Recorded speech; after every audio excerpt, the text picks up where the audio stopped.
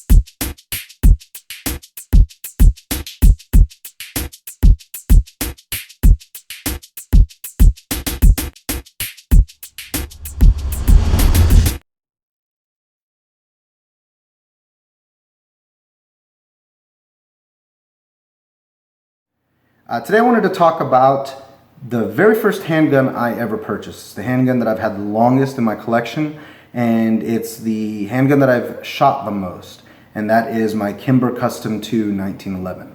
This is the post 10,000 round review of the gun, and nothing in the gun has been replaced internally. So all the springs and all the parts are original from the factory still, and I haven't had one failure yet. So I'm really happy about that.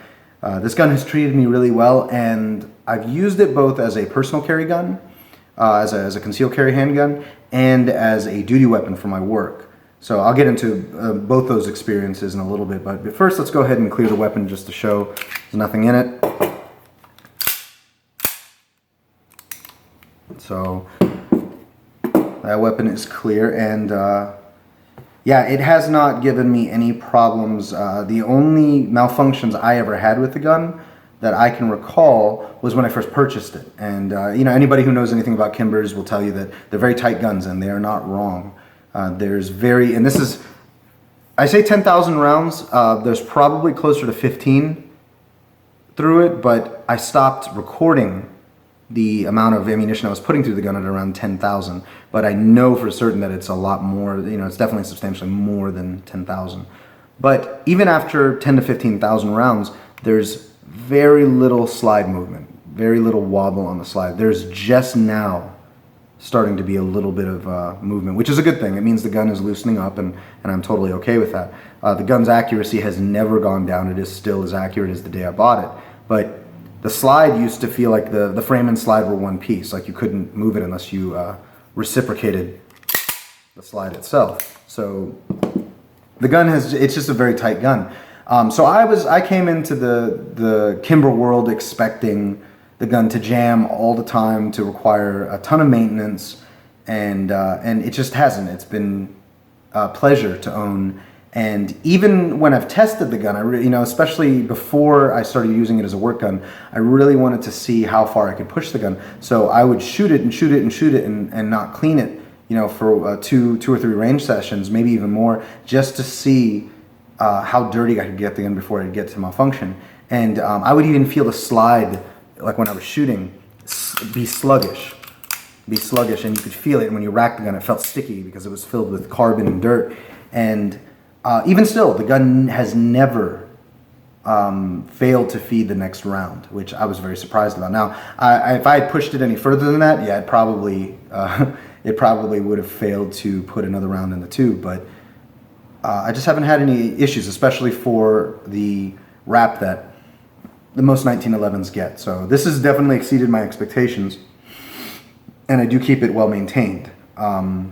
I just took it to the range, so it's a little dirty, but this gun has been used a lot. It's been thrown in the dirt. It's been used outside, indoors. It's been hit on the cement. You can see the wear on the gun, from the holster wear to other parts of the gun. This gun has been a duty gun. It's been used on the streets, and that's why there is so much wear on the gun. When I first became a fugitive recovery agent, this is the gun I qualified with, and the first 3 years of working in the field, this is the gun I used. I now use a Glock 19 the majority of the time because we don't have access to rifles. We have no way of using well, we can use shotguns, but we can't use a carbine. So I needed a weapon that had more capacity when we're out in the field. But for serving warrants, this is still my go-to choice. This is still what I use. I'm most familiar with the crisp trigger of the 1911 and the controls, and I shoot this gun better than I shoot any other handgun. And many 1911 owners will probably tell you the same thing, that that's just their experience, that's what they're good with. But as a duty gun, it has been flawless. I have any of my qualifications, anytime I've used it for training, I have not had any issues. And I've used this in the rain, I've used it in, I used it once, or I had it once in a hurricane, and there was grass and mud and water because of how high the water table got here. I had to help some friends wade through the water to get to some shelter because we were caught out in the open, and this gun was on my hip, and it was just gunked up, water, everything, and we took it we all went shooting a little ways later, and the gun still functioned flawlessly and didn't have any issues. But I have done some modifications to the gun, or actually I've bought accessories, not anything internal.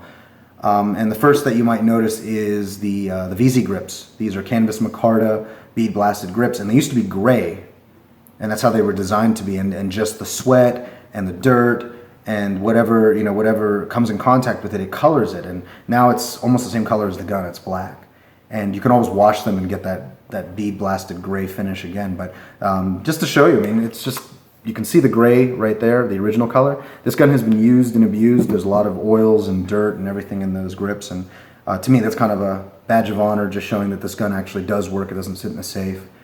But I do plan on Cerakoting it eventually, get a better finish. The Kimber finish is not great, and this gun is prone to rusting because of it. It's just, the finish started coming off within the first year I got it, and it's almost like a silver right there.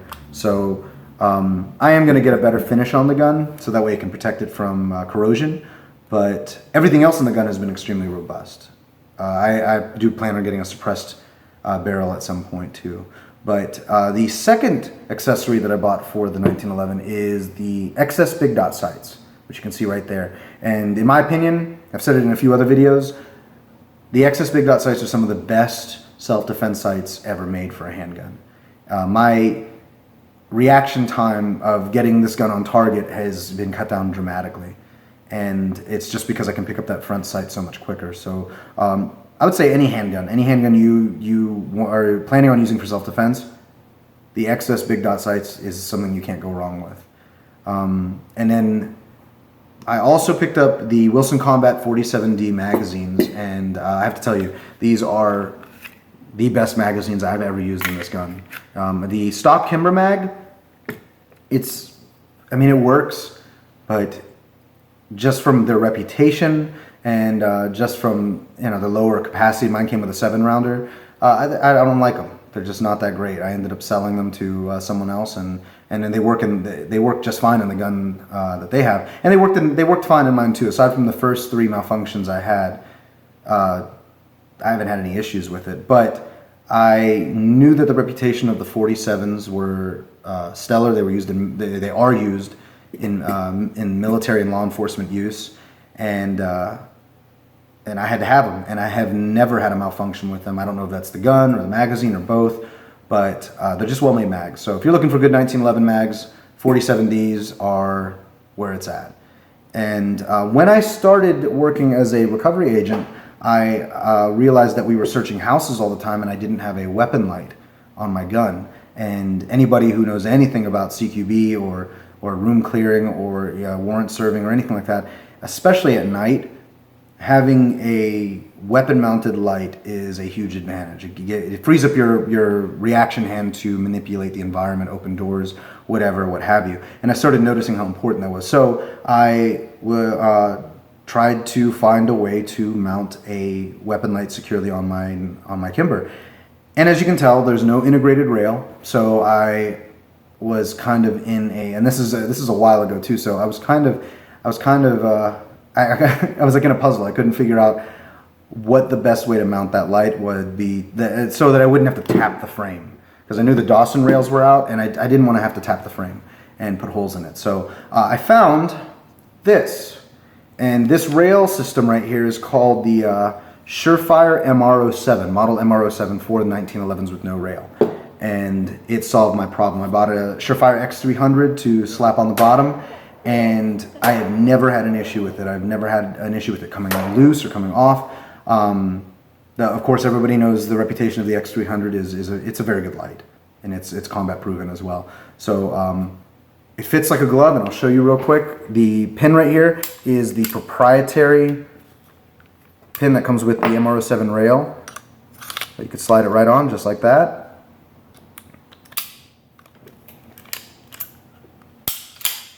And you now have a rail mounted light and a rail on your gun. Again, the system has been rock solid. If you notice the weird color on the MR07, that's because I think when I purchased it, it's not a cheap rail system. I think it was $150 MSRP when I first bought it. But I found somebody on a forum selling it for a bunch of them for like 80 bucks. And I think what had happened was the machining process or the coloring process maybe was off at Surefire, and they had a bunch of these and they sold them at a discounted rate because they were not to spec. The color was not to spec. I didn't care. It was $80. It was a lot less than what I'd be paying for. And yeah, it looks kind of weird, but it makes my gun stand out, so I don't really have an issue with it. But finding a holster for this setup was even more challenging. And I had a Safariland for quite some time, but it was old. It was a used one, and the mechanism itself was very gritty. And after doing a training event with a simulated handgun, my draw was a lot slower than other people's draws, so I decided to go with something else. And comes in now the Blade Tech. And this is the Blade Tech WRS, and I was lucky enough that they had one in stock. I don't know if they still make this anymore, but it is specifically designed to fit an MR07 with an X300. And it has the level 1 retention. You can feel it click in, and it has a spring-loaded hood. And I've used this holster extensively. You can see wear on that too. This thing has been banged up against concrete walls and drywall and all sorts of stuff. So this holster has been very good to me. It's very thick Kydex. And it's modular. I can stick this on a drop leg or a hip holster. So really cool stuff. But otherwise, 10 to 15,000 rounds later, and I'm gonna, there's gonna be some videos that I'm gonna post with this that show some shooting and everything. This gun has not failed me. It is definitely not a disappointment. It was one of the best firearms investments I ever made, and I still treasure this gun because it's my first. Everybody has the first handgun they bought. And this was my first handgun, and I ended up just striking gold because a lot of my friends that have bought their first handgun, they usually don't own it anymore. They usually found something better. They moved up from, say, something like a Sigma 40 or 9mm, and that was the first handgun because it was affordable, or a Bursa or something else, and then they move on to a Glock or maybe a Sig. But I really, really wanted something that I wouldn't have to replace. And I see this gun doing well in the future. I am now that I've done this review, I am going to replace the springs, and I'm definitely going to replace the mainspring housing here. It is the plastic mainspring housing. It has not given me any issues, no deformation, nothing. It's provided me great grip. So I know a lot of people were very skeptical about that plastic housing, especially early on. It's nothing to be afraid of. It's never broken or given me any problems. But I'd still like to get a nicer mainspring housing, and I think this gun deserves it. So if you have any questions or comments about the Kimber Custom II 1911 or 1911s in general, your experiences with carrying them and using them, please post them down below. I'd love to hear your thoughts. If you have any other firearms that you would want to see reviewed, definitely post that too, and we'll see if we can get those done. But otherwise, thank you so much for watching. Please hit that subscribe button, and hope to see you again soon.